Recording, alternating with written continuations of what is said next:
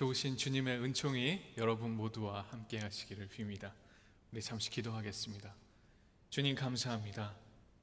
이 부활의 아침 우리가 다시 주님의 전에 나와 주님 말씀을 듣습니다. 주님 우리에게 말씀하여 주시옵소서. 우리가 듣겠습니다. 예수 그리스도의 이름으로 감사하며 기도합니다. 오늘 말씀에 들어가기에 앞서서 좀 중요한 광고사항이 있어서 말씀을 드리도록 하겠습니다. 다음 주 4월 15일 주일 오전 11시 15분 몇 시요?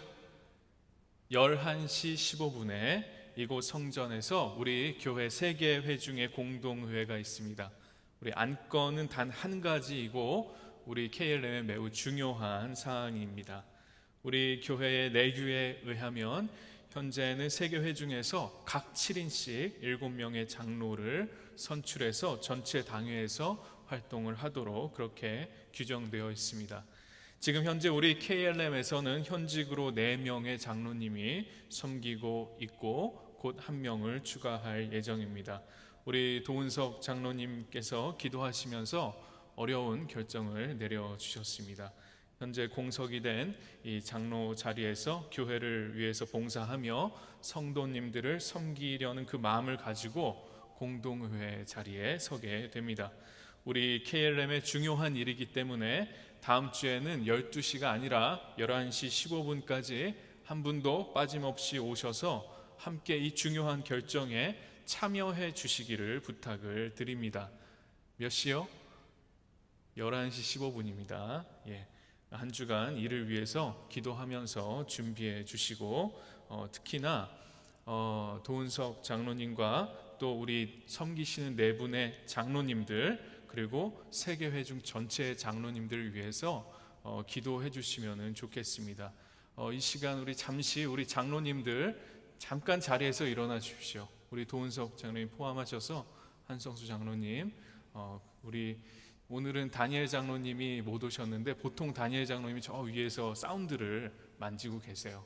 우리 교회 특히 우리 KLM의 리더들이십니다. 우리가 이분들을 위해서 우리 리더들을 위해서 늘 기도하는 것을 쉬면 안 됩니다. 우리 꼭 우리 리더십을 위해서 기도하시기를 부탁을 드리겠습니다.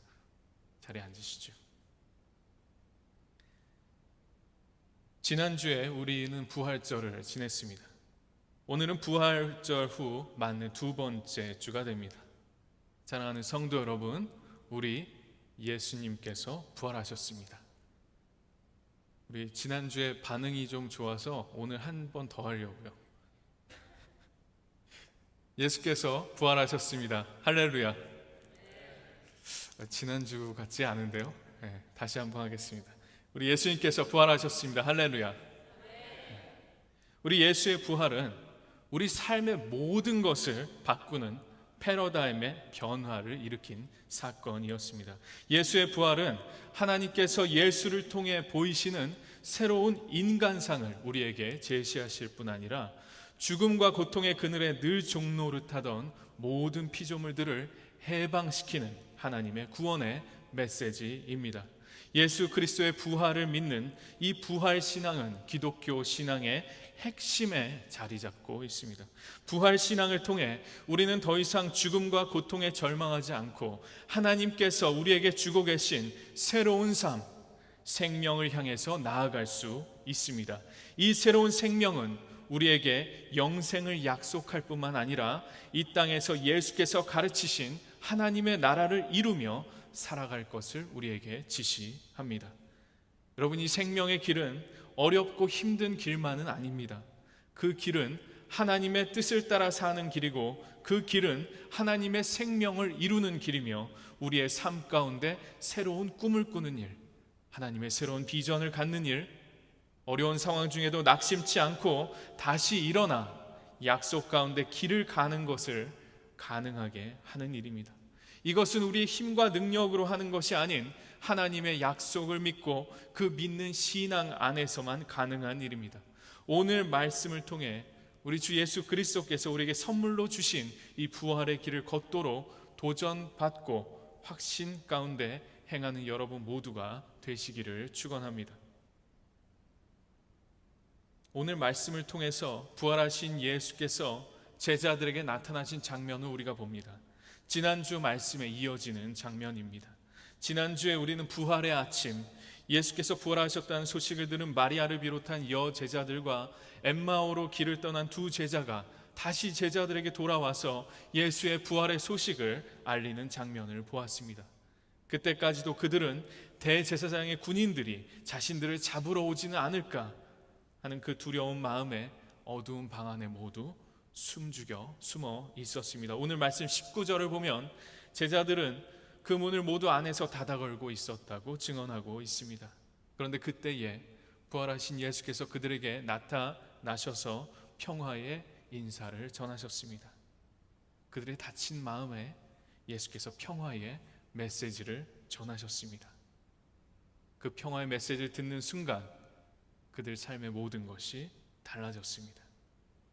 제자들은 그들의 눈을 의심할 수밖에 없었습니다. 문을 모두 안에서 닫아 걸고 있었는데 불현듯 어떤 한 사람이 방 안에 나타나 그들에게 평화의 인사를 전합니다. 그들은 매우 놀랐을 것입니다. 그런데 천사인 줄 알았던 그 사람이 예수라는 것을 알아차리는데 그리 오랜 시간이 걸리진 않았습니다. 그분이 두 손과 옆구리를 그들에게 보여주셨기 때문입니다. 십자가에 못 박혔을 때 체중 때문에 몸이 처지지 않도록 로마 군인들이 예수의 팔목에 못을 박았고 어느 한 로마 군인이 창으로 예수의 옆구리를 찔러 물과 피를 쏟으며 운명했던 예수를 그들은 생생히도 기억하고 있었습니다. 여제자들과 엠마오로 길을 떠났다 돌아왔던 제자들이 이야기했던 것처럼 정말로 예수가 부활했습니다. 그런데 그 자리에 없었기 때문에 부활하신 예수를 만나지 못한 제자가 있었습니다. 쌍둥이라고 불리는 도마였습니다. 도마의 영어식 이름은 토마스입니다. 도마는 갈릴리 출신으로 게네사렛 호수에서 물고기를 잡는 어부로 일하다가 예수 그리스도의 부름을 받아 제자가 되었습니다. 다른 제자들이 도마에게 우리가 부활하신 주를 보았다고 말했지만 도마는 나는 내 눈으로 그의 손에 있는 못자국을 보고 내 손가락을 그 못자국에 넣어보고 또 내 손을 그의 옆구리에 넣어보지 않고서는 믿지 못하겠다, 그렇게 말했습니다. 사실 이 도마의 이야기는 매우 유명해서 교회에서 신앙생활을 하는 성도들이란 모두가 다 알고 있는 이야기입니다. 도마는 불신앙의 대명사로 알려져 있지요.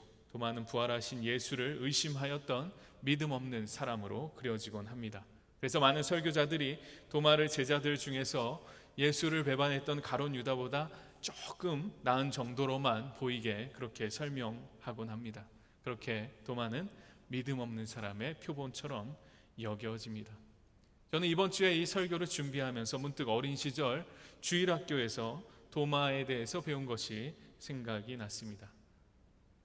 주일학교 선생님이 말씀하시기를 도마는 예수를 직접 보고 만져보고 나서야 부활하신 것을 믿었는데 보지 않고 믿는 사람은 복되다 했죠.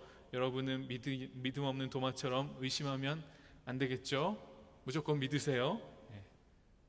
세월이 오래 흘러서 정확한 기억은 아니지만 이와 비슷한 내용이었던 것 같습니다. 우리 좀 전에 아이들한테 말씀 전했던 우리 필 장로님께 조금 미안해지네요. 제가 이렇게 얘기하니까. 그 이후로 들었던 도마에 대한 설교들도 이와 크게 다르지 않은 내용이었던 것 같습니다. 그런데 여러분, 도마는 결코 믿음 없는 사람이 아니었습니다. 도마가 등장하는 이 성경의 다른 말씀들을 우리가 좀 살펴볼 필요가 있습니다. 요한복음 11장에 도마의 이름이 등장합니다. 마리아와 마르다의 오라버니인 나사로가 심각한 병에 걸려 죽을 지경에 이르렀다는 소식을 듣고 예수는 그의 죽음과 살아남을 통해서 하나님이 일하시리라는 사실을 알고 베다니로 가기로 결정합니다. 예수께서 베다니로 가려고 하자 제자들이 모두 반대했습니다. 얼마 전에 유대 사람들이 예수를 배척하고 죽이려 했기 때문이었습니다. 그런 시기에 베다니로 가는 것은 이 바리새파의 음모에 걸릴 위험이 있었기 때문에 제자들 모두 예수를 극구 만류했습니다. 그런데 예수께서는 가자라고 말하시면서 아랑곳하지 않고 길을 나섰습니다. 다른 제자들이 머뭇거리고 있을 때 도마가 다른 제자들에게 말했습니다. 우리도 함께 가서 그분과 생사를 같이 하자. 그렇게 도마는 겁에 질린 다른 제자들을 독려하고 베다니로 함께 길을 나섰습니다. 도마는 이렇게 생명을 걸 수 있을 만큼 예수를 깊이 신뢰하였고, 다른 제자들이 걱정에 빠져 한 발자국도 나가지 못하고 있을 때 그들을 독려해서 움직일 수 있는 리더십을 가진 제자였습니다. 아주 의리가 있고 믿음이 가는 우직한 성품을 가졌던 사람으로 생각이 됩니다. 그리고 그 후에 예수께서 십자가의 길을 가실 날이 가까워졌을 때 예수께서 남겨진 제자들을 안타깝게 바라보시며 너희는 마음에 근심하지 말아라. 하나님을 믿고 또 나를 믿어라 라고 말씀하셨습니다. 그리고 너희는 내가 어디로 가는지 알고 있다 이렇게 말씀하셨습니다. 그때 다른 제자들은 근심에 쌓여 아무 말도 하지 못하고 있었습니다. 그런데 그때 도마가 용기를 내어서 예수께 묻습니다. 예수님, 저는 잘 모르겠습니다. 예수님 어디로 가십니까? 어디로 가는지 알지도 못하는데 제가 그 길을 어떻게 알 수가 있겠습니까? 예수께서 말씀하신 가고자 하는 그 장소는 아버지의 집, 다시 말해 이 땅 가운데 있지 않은 하늘나라를 의미하는 것이었고, 그 길 또한 걸어서 다다를 수 있는 곳이 아닌 예수 그리스도가 걸으신 그 길, 구원의 길을 의미하는 것이었습니다. 예수께서 말씀하신 장소와 그곳에 이르는 방법은 이 세상의 공간과 방법이 아니었습니다. 그러나 도마의 질문에 예수께서는 말씀하셨습니다. 나는 길이요 진리요 생명이니 나를 거치지 않고는 아무도 아버지께로 갈 자가 없다.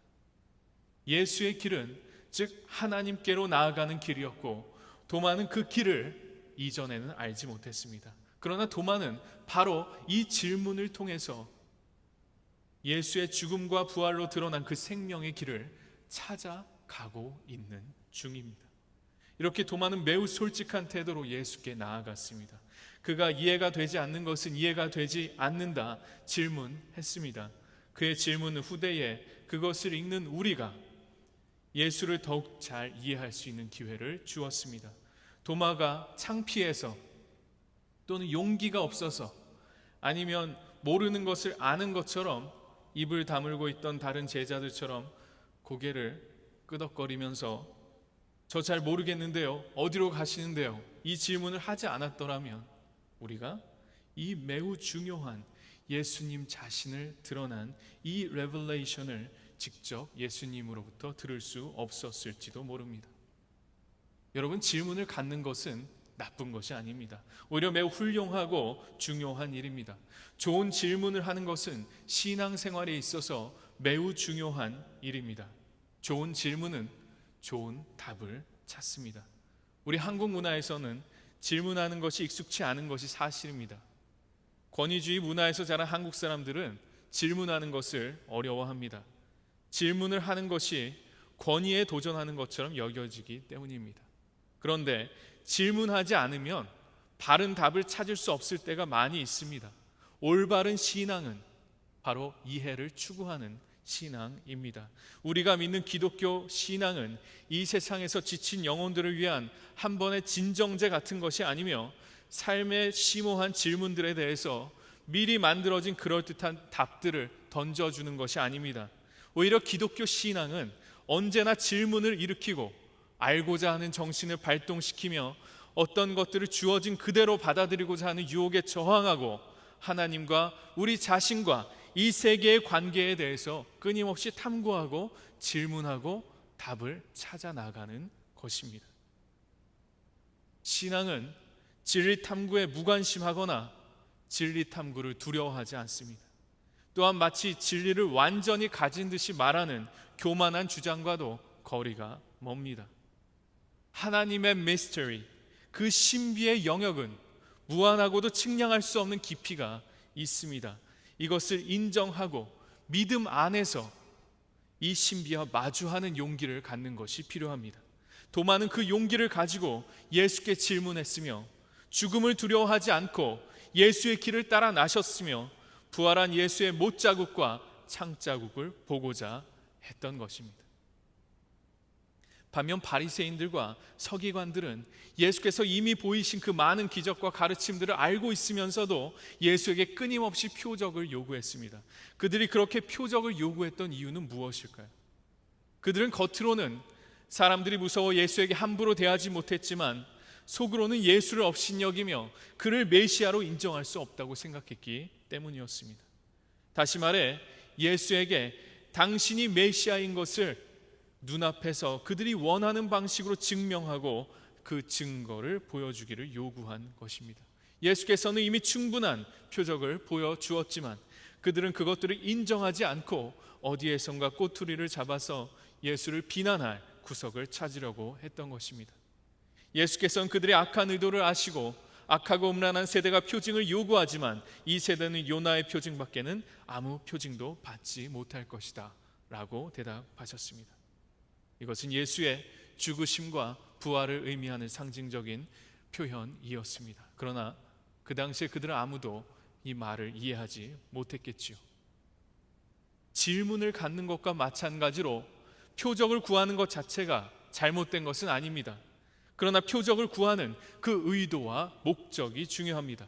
표적을 통해서 하나님의 뜻을 분명히 알고 순종하기 위해서 구하는 것이라면 기드온의 이야기에서와 같이 그 의도와 목적이 선함으로 하나님께서 기뻐하시는 것이 될 수 있습니다. 그러나 표적을 구하는 의도가 하나님을 시험하기 위한 것이든지 믿지 않을 이유를 찾기 위한 것이라면 그것은 잘못 구하는 것입니다. 그리고 바리새인들과 서기관들의 말과 행동을 통해서 알 수 있듯이 그들은 수많은 기적들을 보고 들었음에도 불구하고 또 다른 표적을 계속 요구하고 있습니다. 우리는 기적을 눈앞에서 한번 보거나 경험하면 모든 것을 내어던지고 하나님을 쫓을 것으로 생각하지만 사실은 그렇지 않습니다. 우리 인간은 기적을 통해서는 믿음을 갖기가 힘든 그러한 사고의 구조를 가지고 있는 것 같습니다. 이스라엘 백성들은 기적을 통해서 노예 생활에서 해방되었고 기적을 통해서 광야에서 살아남았습니다. 그들의 삶 어느 한순간조차 하나님의 기적이 미치지 않은 순간이 없었습니다. 그러나 그들은 반복해서 하나님께 불순종했습니다. 그들의 후손들도 하나님의 보호하심을 통해 약속의 땅에 들어가 삶의 터전을 일궜지만 하나님을 깊이 신뢰하는 것도 한순간뿐이었습니다. 그들은 금방 하나님께서 베푸신 기적을 잊을 뿐만 아니라 하나님 자체도 잊고 말았습니다. 이렇듯 우리 인간은 기적을 통해서 변화하는 존재가 아닙니다. 우리 인간은, 우리 신앙인은 믿음을 통해서 변화되는 존재입니다. 믿음의 조상인 아브라함은 그가 알지 못했던 신 여호와 하나님의 부르심을 받고 고향과 부모와 친척을 떠나 새로운 삶의 터전으로 발길을 옮겼습니다. 아브라함이 하나님을 믿음으로 하나님은 그것을 의롭게 여기셨습니다. 표적은 사람을 변화시킬 수 없습니다. 그러나 믿음은 사람을 변화시킵니다. 도마가 구했던 표적은 예수 그리스도를 믿고자 하는 신앙과 믿음의 솔직한 표현이었습니다. 도마가 가졌던 그러한 태도는 그 후에 이어지는 그의 위대한 신앙의 고백을 통해서 알 수 있습니다. 도마의 신앙의 고백은 예수의 수제자였던 베드로의 고백에 이은 또 다른 위대한 신앙의 고백이었습니다. 근데 이것을 우리가 잘 알지 못하죠. 오늘 우리 말씀에 보면 도마가 마침내 부활한 예수를 만나고 이렇게 고백합니다. 나의 주님, 나의 하나님. 여러분, 이것은 어마어마한 신앙의 고백입니다. 선생으로 만나서, 인간 예수로 만나서 그를 따르던 도마가 부활하신 예수를 만난 이후에는 예수 그리스도를 하나님으로 고백했습니다. 도마의 이 고백은 구약의 하나님에 대한 고백과 예수를 잇는 중요한 신앙의 고백이 되었습니다. 위대한 신앙의 고백이 된 것입니다. 도마의 이 증언은 예수의 지상에서의 삶과 죽음과 부활을 직접 경험하지 못한 다가올 미래의 모든 교회와 기독교인들에게 증거가 되었습니다. 우리 모두는 예수의 12 제자 중 한 명이었던 이 질문하는 도마의 눈을 통해서 예수 그리스도의 부활을 간접적으로 경험하는 것입니다.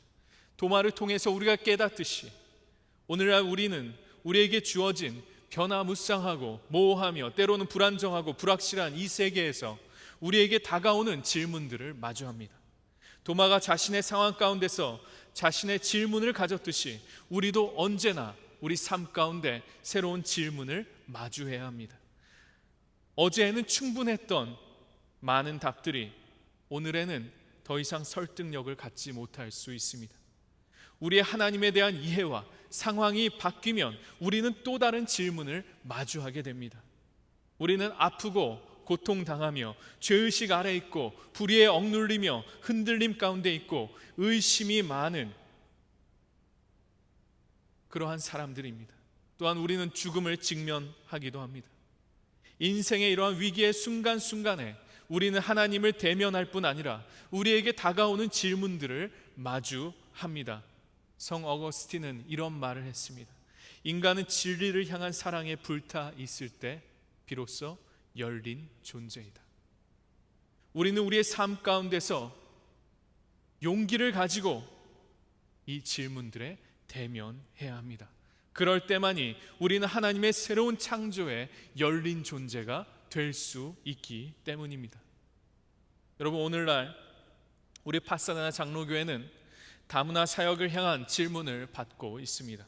파사데나 장로교회의 모든 회중이 매우 중요한 시기를 마주하고 있습니다. 여러분, 이 질문에 답하는 것을 두려워하지 마십시오. 도마가 그러했듯이 이 질문들을 대면함으로써 우리는 그 질문 뒤에 계신 하나님을 발견할 것입니다. 우리가 이 파사데나 장로교회에서 부름받은 소명이 무엇인지, 그 소명을 이루기 위해서 우리가 가져야 할 사명은 무엇인지를 우리는 이 과정을 통해서 우리 다 함께 분별해 갈 것입니다. 오늘 식사 시간에 있을 서베이를 통해서, 그리고 신앙 안에서 질문들을 마주하고 신실하게 답해가는 과정을 통해서 우리는 도마의 위대했던 고백과 같이 예수 그리스도만이 우리의 주님, 우리의 하나님이십니다 라는 그 고백을 하게 될 것입니다. 그리고 우리의 대답을 통해서 우리 후대에 우리의 위대한 신앙의 고백을 남기게 될 것입니다. 우리는 이 과정을 통해서 부활의 신앙을 살아내는 것입니다.